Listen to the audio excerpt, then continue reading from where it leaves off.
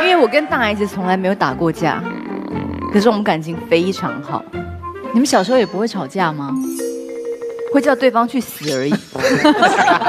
但小时候大家说他像郑秀文哎，有，现在还是有像，有就是他比你像明星啦，我跟你讲。对，其实他长得比我漂亮。就他如果在香港，就算不是明星，也是某电影公司的高级主管那种感觉，或者是写书的啦，对或者是知识分子之类的。听了，欢迎柳汉君还有柳汉雅两位小姐。我来了 ，Welcome， 刘海雅、滤镜。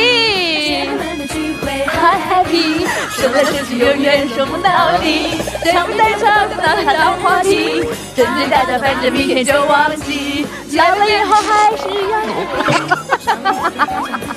有意识到就行了，不用唱。而且你把你姐放在哪儿？姐姐也默默走到旁边去啊。欢迎汉君姐，哎，我们都很怕静电。对，一起下。太美。好，欢迎。而且你知道吗？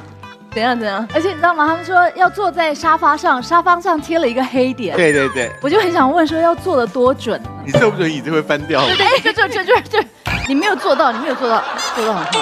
哎，他今天为你精心打扮呢。有吗？他用火柴烧他的衣服啊。天干物燥啊，他应该是想自焚吧？小心火烛。对，是造型啊。这衣服就是长这样啊。所以你是打算要让许熙娣知道你还是一个青春有活力的人，对不对？我是啊，我也是啊。你看我腿多细呀，阿雅。你有这个腿吗？我的腿也不粗吧？我比较细吧。我腿比较细 ，OK， 而且我比较会跳舞。对，我觉得节目目前很贫乏哎，你们可不可以不要这样子？哎呀，我们节目是深度访谈，你不要把我们节目搞得很低级，好不好？人家好意思说人家什么低级，人家现在很高级耶。哦，对，节目超高级的。柳汉雅，我真的读到好多文章称赞你的节目哎。谢谢，有那么多文章吗？有那么多文章，就是那些知识分子就很赞赏刘汉雅。当时阿雅那个节目第1期的时候，他就约我，然后他就问我说，我很想要跟大家讲说，不要再骑大象了。他跟那个节目组开完会之后，觉得这个点还不够大。对，他说干脆我们就杀到非洲，然后告诉大家，其实大象现在生活的困境，因为还是有很多盗猎者要拔那个象牙，然后我们就刚好亲眼目睹。就是一头象在我们面前活生生就是刚被杀，然后就是牙齿被拔掉。现在每天在非洲有100头的大象被射杀，就是为了要取它的象牙。所以你做这个节目的时候，有担心去的地方都不会有好脸色给你看吗？其实就是这种未知，然后有一点冒险，然后但是其实又觉得是有意义的这样的旅程。就觉得很期待，不会害怕。现在听到讲话这个人是刚刚跟你比腿出的同一个人吗？是。哎，我也发觉我自己有2级耶，我真的从0到100只要一瞬。哎，我也有很有深度的一面，好吗？在哪里？把地址给我。不过讲真的，阿雅做这个节目之后，我真的非常的佩服她。对。有一天我们在阿雅开车，她就跟我讲说。他真的不想要再当目前的主持人了。我说为什么？他说因为他一直找不到自己的定位到底是什么。不就给他贴了一个黑点了吗？不是那个定位啦，你也很肤浅，拜托。好啦，然后找不到定位，然后他说他想要转到幕后，然后去当制作人，然后做一个他真正想做的节目。我就说我支持你，可是我觉得那是一件很困难的事情，因为他还要去找。团队啊，然后还要找导演，找什么。结果没想到他真的做到了，而且节目还真的那么好。然后节目播出之后，我就一直跟阿雅讲说：“阿雅，我真的很 proud of you。”所以我除了羞辱他之外，该夸奖的时候我还是会夸奖。对，而且柳汉雅小姐今天带了她的姐姐来呢，一副就是希望我们看在有家长在旁边的份上，就不要再烦她了。可是呢，她的声明我听了其实觉得很厌倦，因为她已经讲过无数次了，就叫徐熙娣不要再欺负她。我已经听过很多遍了，就是我在康熙时期就已经听过他叫你不要再欺负他啦。哎，可是我其实现在就你欺负我也 OK 啊。真的吗？那我过去赏你一巴掌啊！不要那么认真嘛，不要那么认真。所以你今天还要讲这件事？没有，但我要讲的是我姐姐。请说。但是我姐姐呢，因为非常多年前就是有上过康熙，然后她一直觉得那是她人生中的一个污点，而且她觉得在整齐她在上康熙的时候，陪她度过这么难熬的时间的是你身边的那只乌鸦。他只记得那个乌鸦，是不是？就是我整个节目从头到尾我就一直盯着那只乌鸦，所以刚刚我看到它的时候，我又稍微放松了一点。怪不得我肩膀湿湿，原来乌鸦流下了温暖的眼泪耶。所以他本来就想说，他这一辈子再也不要陪我上任何节目，因为那个影像会一直留在网络上。那为什么这次又愿意来了呢？主要是我把通告费给他，金钱的诱惑比较大。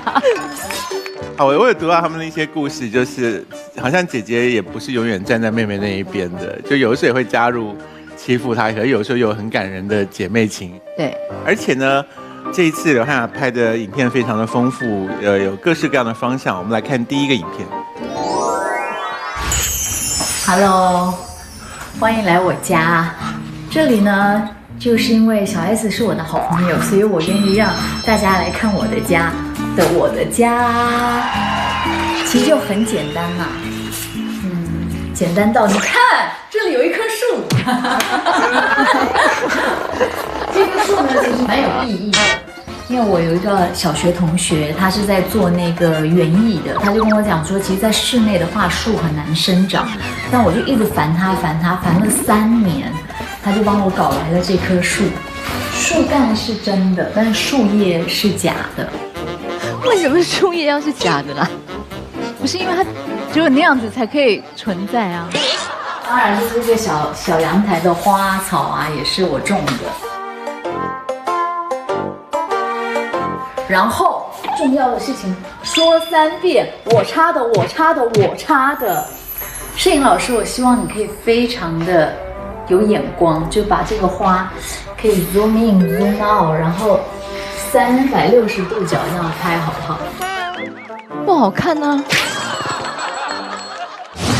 这个呢是我的小花眼镜，是我人生第一副的小花眼镜。从去年开始发觉呢，看很多东西都要眯眯眼，其实也不会很吃力啦，就一点点而已。就像偶尔会戴一下这个小花眼镜。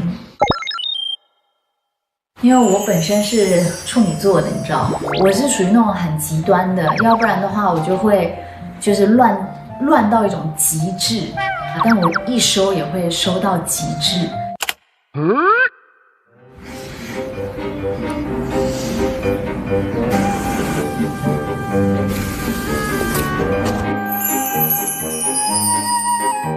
拍得跟广告一样。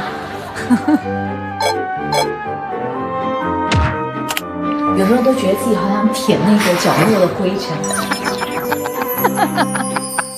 打扫的东西呢，就一定要是像这个，就一定要是自然的。这个呢，就是用醋来稀释的那个一个除蚂蚁的，就这样喷2下，然后蚂蚁就对那个味道很敏感，就会觉得好刺鼻啊，然后就走了。我的清洁剂呢，就走了吗？不会死是不是？不会。这个是给女儿洗碗用的，这个是我朋友的妈妈做的，也是那种酵素，就是纯天然自己在家里做的。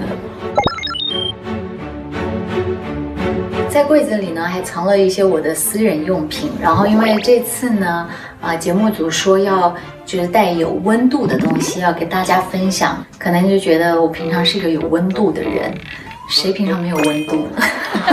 心里有温度，所以我想了老半天。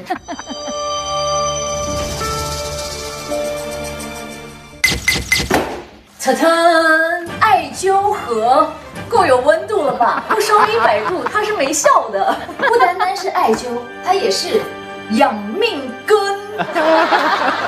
其实女人过30岁真的是靠气色要养的，所以我就会开始艾灸啊、按摩呀。讲到按摩，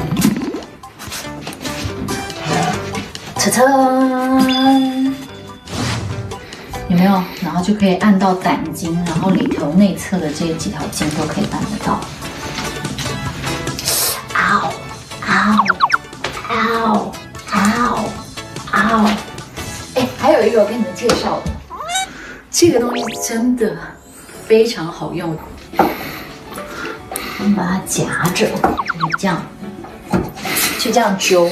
那你揪了之后，你的手就自由啦，你想干嘛就干嘛。哎，我可以看书，我可以玩手机，我可以打电话，我可以抓头发，我想干嘛就干嘛。但同时，哎，我在养生呢。然后我们家有一瓶，这个是贝克汉姆他送我的酒，然后这个是他的签名。我想贝克汉姆在这个时代还是非常具有代表的一位巨星，而且贝克汉姆看到我的时候，他就说 You are beautiful， 他是眼冒星星的说的。小 S 听到了吗？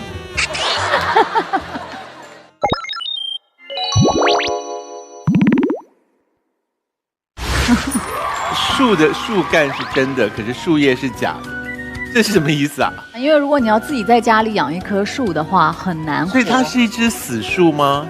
它应该是一只已经过世的树。那你可以就剪一个树干，直接插在家里就好啊。但要找到，因为我们家那个屋顶是一边低一边高，要找到一个有这样形状的树干，所以找了3年。所以那个假树叶是谁帮你粘上去的？我的朋友，所以你的朋友可以忍受假树叶这种事哦？可以啊，我家里还有一袋，我可以送给你。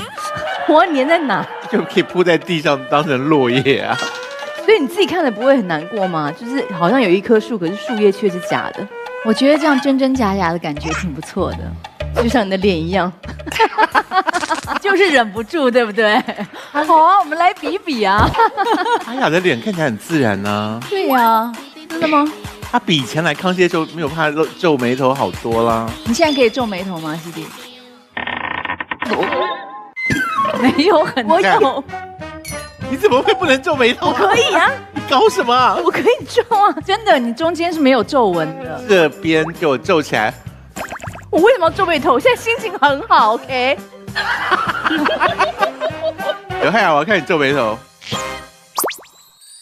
你也没有啊！你们两个到底在搞什么啊？哎呀，你给我惊讶。好嘞。我可以很惊讶，我也可以很惊讶。等一下我要看刘汉君皱眉头。哎，他有眉头哎，他这才叫眉头啊！你好有人性哦。今天心情不好，对不对？没有像我跟西弟一样心情那么好，心情没有好过。哎，他看起来皮肤很光滑，可是他却没有动手脚啊。对，为什么你没有像你妹一样沉迷于就是我哪有沉迷呀你？那你不能皱眉头是怎么说？你又可以皱了吗你？不是眉头本来就不好啊。哎，我们怎么从树聊到了眉头啊？请问？因为树是假的，眉头也是假的啊。我们是真正的朋友。所以请问那个树还要浇水吗？有时候会误浇，但是忘记它是假树是不是？除了树之外，一堆怪东西。什么叫自助艾灸器啊？什么那是干嘛的？那是一个非常有用的东西，就比如说烤腰啊，然后烤那个肚脐啊。您说那根爪子就这样弯来弯去的对准你要烤的地方是吗？对，因为你知道平常它其实也有一种是放艾灸，然后可以拿着，就是有那种就是你要一直手拿着。但是那个就很不方便，是。可是有了那一根之后，你就可以随时随地，你也可以转成背面或侧面或什么的。对。你有被揪过吗？它有那个艾灸包，现在就是像肩带一样，可以直接背在身上，就会更方便。燃烧中的吗？燃烧中的，然后他会把那个铁盒里头放艾灸，然后直接绑腰上。你这年轻人不错，也懂得养生啊。那个很好。你也在用艾灸啊？我奶奶用。我不想跟你聊天了。背一个铁包吗？它那个是一个肩带或者腰带，然后里面有一个一个的口袋，然后把那一个一个盒放进面，然后它会熏全身。然后奶奶背着那个会出门吗？可以出门，也可以不出门。那奶奶包包解下来会变成有轻功可以飞走吗？倒也不至于。我可不可以跟你奶奶要一下那个怎么买那个的方式？我送你吧，那个挺便宜的，比那个可以用来夹手机。我觉得是给老烟枪夹香烟吧，就是夹好以后夹雪茄凑过去是不是，凑过去凑一口。所以你被艾灸这样烤了那么多年，你有觉得身体变得很健壮吗？有，因为我之前就是因为那个《错冰进行曲》那首歌，是因为我真的很爱吃错冰，对。然后那时候就一天我可以为了减肥，就吃5碗冰，然后不吃正餐，因为觉得冰没有油嘛。然后减到最后呢，真的你知道夏天我穿再多的衣服都觉得好冷，然后手掌这边都是紫色的。因为你不是连那个经期都乱掉了吗？对呀、所以我后来就开始就是用这种老祖宗的方式开始养生什么的，就觉得非常有用，所以你现在手很暖是不是？就比以前要暖了吧。夏冰那个时候，姐姐有觉得你妹妹要变成巨星了吗？没有想过，可是他那个时候这首歌他常常挂在嘴上，怎么挂就这样挂。就红豆绿。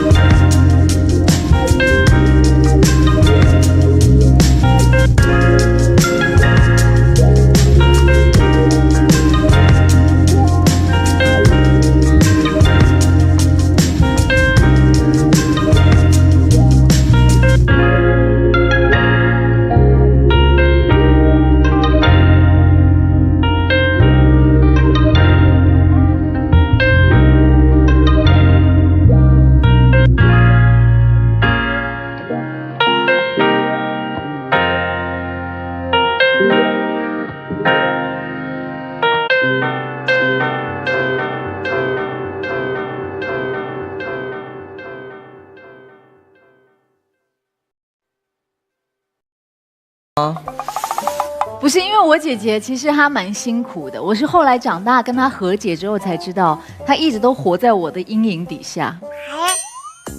哪有姐姐活在妹妹阴影底下的？而且怎么活什么阴影啊？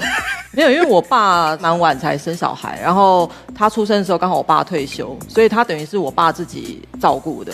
所以从小我们被灌输的观念就是千错万错都是姐姐错，妹妹没有错，然后什么事情都是要让妹妹。然后所以其实我们小时候都是几乎每天在打架，所以你那时候是很不甘心的在活着，是不是？就咬牙切齿，而且我只能防卫。但是小时候常常蛮受伤，因为我们打架的时候就是会有一些肢体上面的。你小时候打他的时候用什么东西打？就用我的那个爪子打，猫爪，真的，啊，为什么会留下伤痕？因为我就会这样掐它，然后你知道掐的他很爱掐人，而且他的手指的劲儿很强。这样。所以你就默默这样被他掐哦。对，而且每次只要他掐我因为痛嘛，痛就哭。可是他本来他看你哭，他很开心。结果我爸只要一走出来，听到我们吵架一走出来，他一回头马上泪流满面，然后我爸就会直接说：“刘汉君，你又做了什么？你又欺负妹妹。”哎呀，你怎么那么坏啊？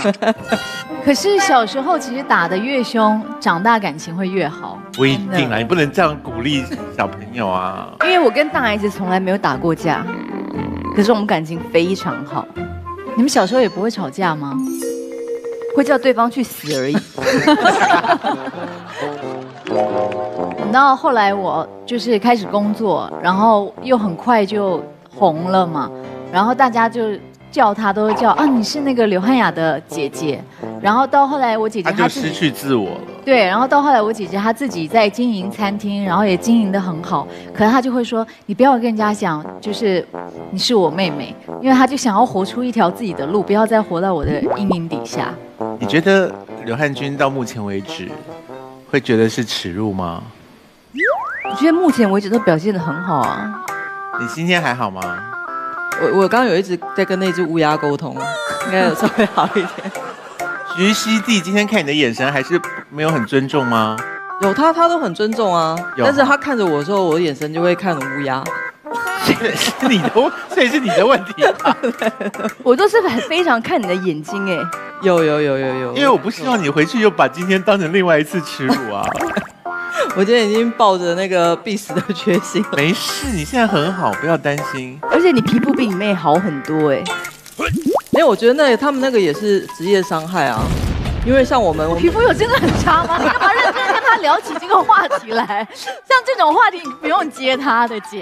哎呀，你不要吵，你让观众看，你姐皮肤又白又嫩，真的在发亮。她有发亮哎，她皮肤真的很好，而且你妆应该非常淡吧 ？Hello， 我妆也没有很浓，一个很黑的人，黑影走开，黑影走开。但小时候大家说她像郑秀文哎。有，现在还是有像，有就是她比你像明星啦，我跟你讲。对，其实她长得比我漂亮。就她如果在香港，就算不是明星，也是某电影公司的高级主管那种感觉，或者是写书的啦，对或者是知识分子之类的。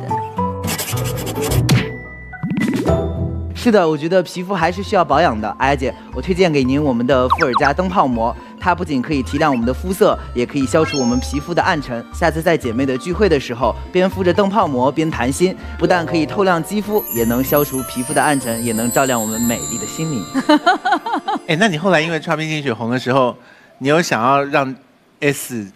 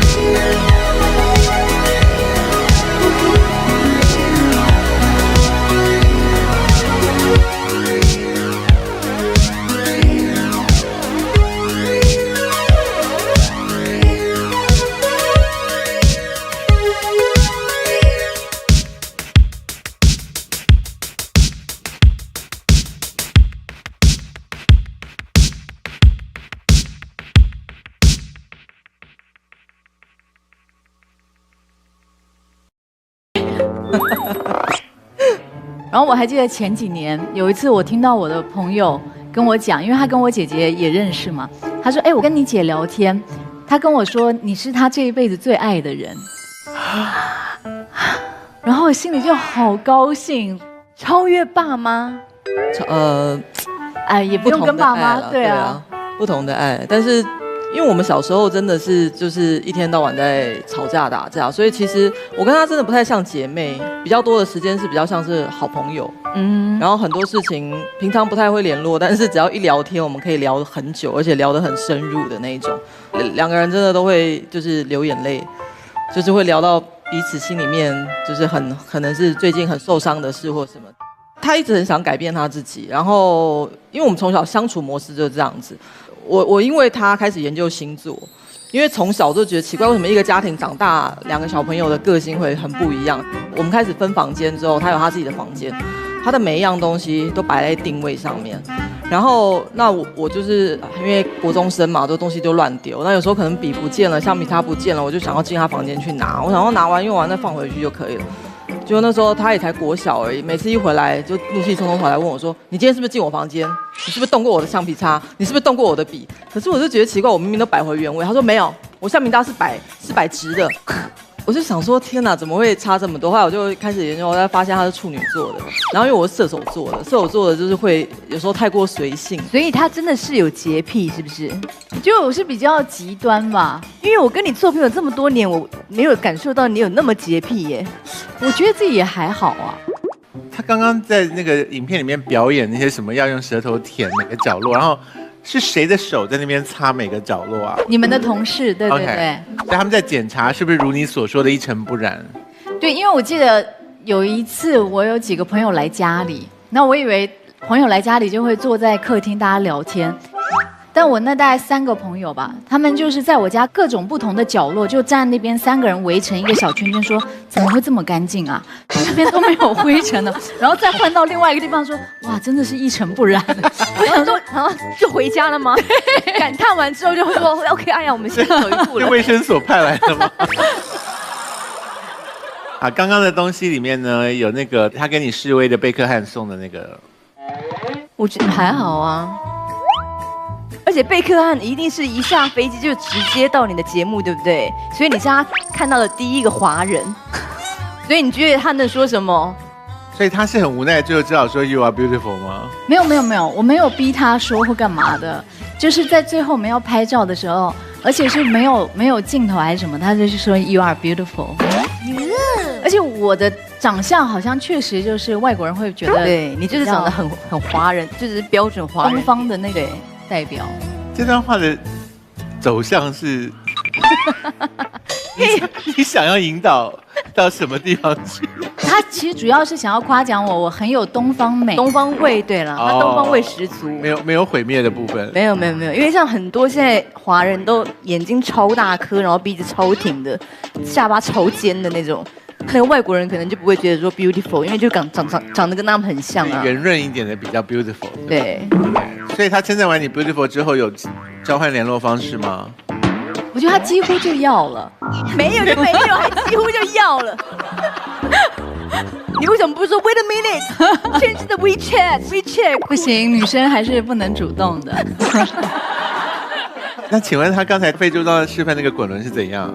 你知道他在我的手机里面，我给他输入的名字是棍指，然后他又非常喜欢帮我按摩，然后我只要说哦肩膀好紧，他就会过来按，然后我就说哎呀你指头可以不要像棍子一样啊，放软。这好还是不好？像棍子？当然是不好啊，因为像我明明就是好，我这个才叫真正的瘪雀。你感受一下，像我按我的指头很软，可是我会使力，你知道？对。可是他的指头就是很痛，你给他按。是不是很痛？手指头为什么不能？我这个才叫点穴，没有，你那就是棍，不是见仁见智。如果你是喜欢拨筋型的跟点穴型的，那你就要找我，就要抠我这样的技师。你再按我一下，又虎口。你除了虎口还有别的地方吗？不是，你最近头发不是分叉吗？可以按一下虎口。有分叉。按虎口可以防止头发分叉吗？我把治好的不得了，好不好？什么意思啊？因为每一次他们只要有任何的毛病，我都说按虎口，比如说晕船呐、或者是什么胃不舒服啊，按虎口真的有用吗？按虎口真的有用所以。虎口可以治百病，是不是？是，还有敲胆经也可以，胆经在哪儿？胆经在这儿，然后是干嘛的？敲胆经治百病啊。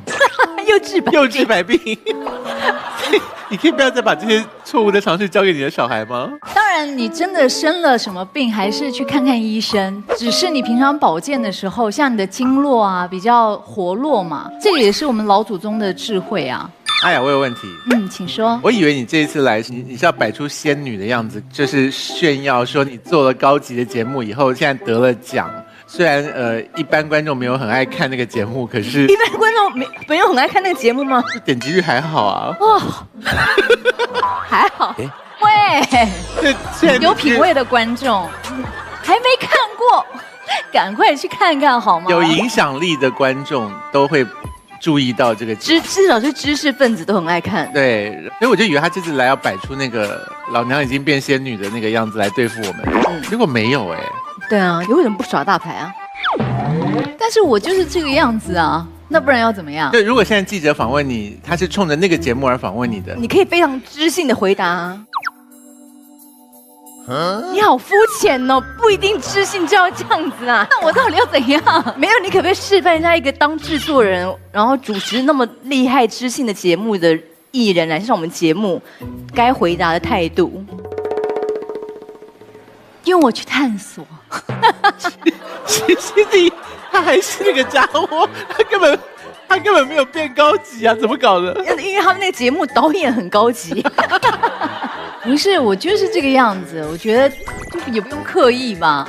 他在那个节目当中被人家喜欢，也是因为他是很自然的。他做那个节目的时候，有一些来宾就没有很投入那个行程，后来就会想要回家或什么的。阿亮有这种来宾吗？朴树啊，快讲给我听。他就是直接到机场的时候就说，哦，他很后悔答应这次的。为什么？那集内容是什么？去古巴。他不开心吗？那个不是，因为朴树他本来就是一个很做自己的状态，然后他可能一开始也是觉得这个行程听起来很有意思，然后但是他到了我们要出发的时候，他那个时候的心境就很想要自己待着。你说在出发之前，他突然那个想家的感觉，想一个人静一静的情绪突然上来了，对，然后他就真的走了吗？他虽然还是很敬业的没有走，但是他完全就让你感觉他不想要留在这儿。可是你不是说他在那集里面还有上台那个对对对乐器什么？后来大家就说朴树真香嘛，就是说他一开始其实是很不想的，但当他慢慢在经历一个过程的时候，他自己就开始喜欢上了。他就是一个很真实的一个状态，所以如果朴树他当时是那个样子，我也觉得很好，总比你明明是那样想，还要假装说啊这样这一切很好，因为那种假你其实也会感觉得到，他还是一个很有温度的人。你觉得跟谁的相处是真的让你觉得战战兢兢？没有让我觉得战战兢兢的，对，因为你首先要抱着一个你就是去交一个朋友的这种心态，你就不会想说谁是怎么样或干嘛。可是你到了一个异地，很多事情你自己也罩不住，也不知道会发生什么事。但这就是旅行最有趣的地方啊。然后我们那个时候就是录完古巴的时候，我们要从古巴要回到北京，那我们坐的是。在 check in 柜台的时候，就跟那个航空公司确认说可以带几件行李上飞机，因为一般不是都是2件嘛。那个服务员也说就是2件，他们说好，那没问题。就在登机的时候，就有一个很魁梧的一个男生出现说你这个不准带。然后我们的小伙伴就想说，但是我们刚 check in 的时候才确定说可以带啊。结果那个男的就回答 ，The rule is changed。他真的是这样回答。他就说你现在要带上去可以，但是你要付$1000。那因为那个时候大家都已经登机了，然后我们的小伙伴又很着急，就想说好吧，那就付吧。他就说那你可不可以开收据？因为还是要回来是要报账是工作。然后那个人就回答他说好啊，你现在可以过来跟我开收据，那你就要坐明天的飞机。然后所以就付了$1000，也没有拿到收据，然后就上飞机。这样已经听起来已经很恶霸了，对不对？对，就到了莫斯科之后呢，然后下次要登机的时候，那个空服员就随机点了几个人，而且看起来都是那种比较好欺负、就比较老实的人，说你们下去。他也不跟你讲什么原因。其中一个是我们的摄助，那因为我们的那位摄助他不会讲英文，所以他被这样点下飞机之后，他也不知道他要干嘛。那我们的制片就开始沟通，可是那个男生呢非常的凶，我们的制片就有一点开始情绪起来。我就出去，我说 Excuse me， 然后因为其实他就是超卖了嘛。那我那时候我坐商务舱，我旁边还有位子，可不可以让我们这位同事坐我旁边？因为他不会讲英文。结果你知道那个男的看着我，好像觉得我羞辱他到极点，他这样看着我说 Get out， or you pay me the money，Get out， 真的假？真的。然后我就吓到，我想说怎么会是这样子？我们就10几个人站在那个登机口，因为不知道要怎么办，然后我们就处在那边，大概等了1个小时，最后就来了一个很胖，可是表情真的很的一个女生，你知道吗？然后我们才正要跟她讲话，她的手机就响了，她开始跟她那个手机的人开始聊天，然后聊一聊还讲，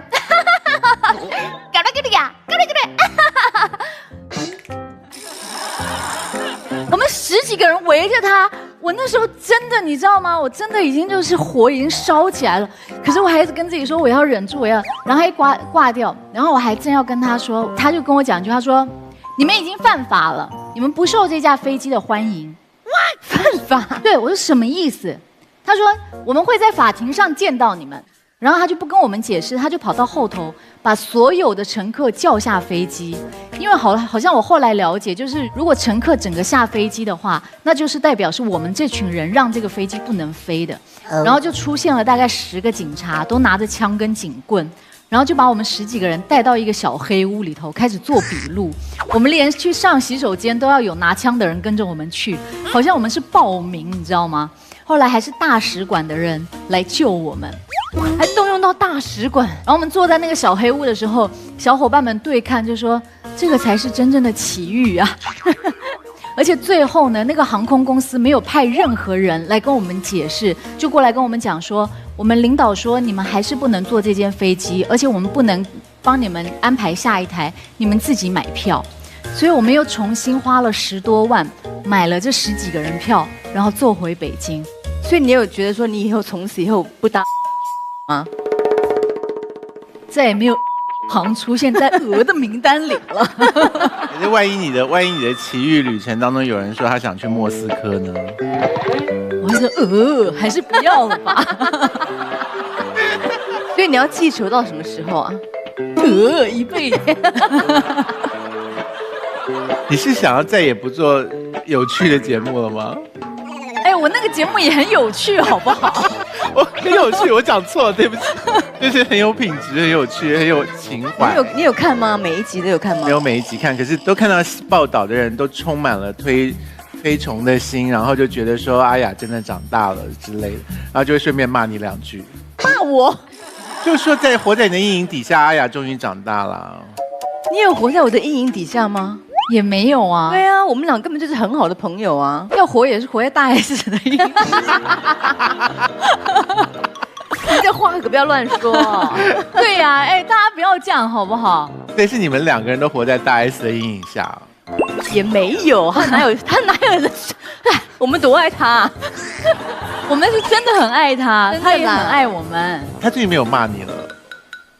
最近一次是我骂他，因为他约我去他家吃饭，然后他们家是史上最不爱开门的一户人家，然后到他家门口之后就按那个门铃，然后按一下之后大概等了10分钟都没有人来开门，然后我就再按一下，然后又等了10分钟，然后我就开始火上来，我就这样，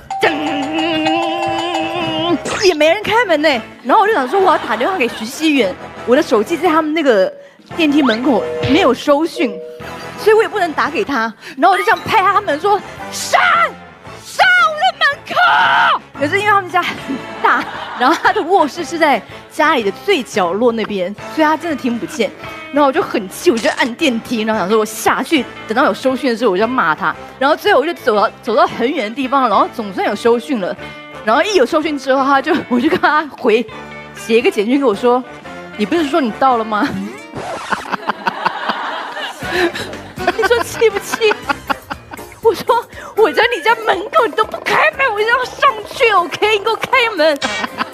然后他们一上去的时候，门就是敞开的，然后一进去我说徐熙媛，你真的很可恶哎，然后我就飙了一大堆脏话，他就说我真的没听见门铃声，真的没有听见，所以我就他说你要不要先喝一点 whisky， 我就说好。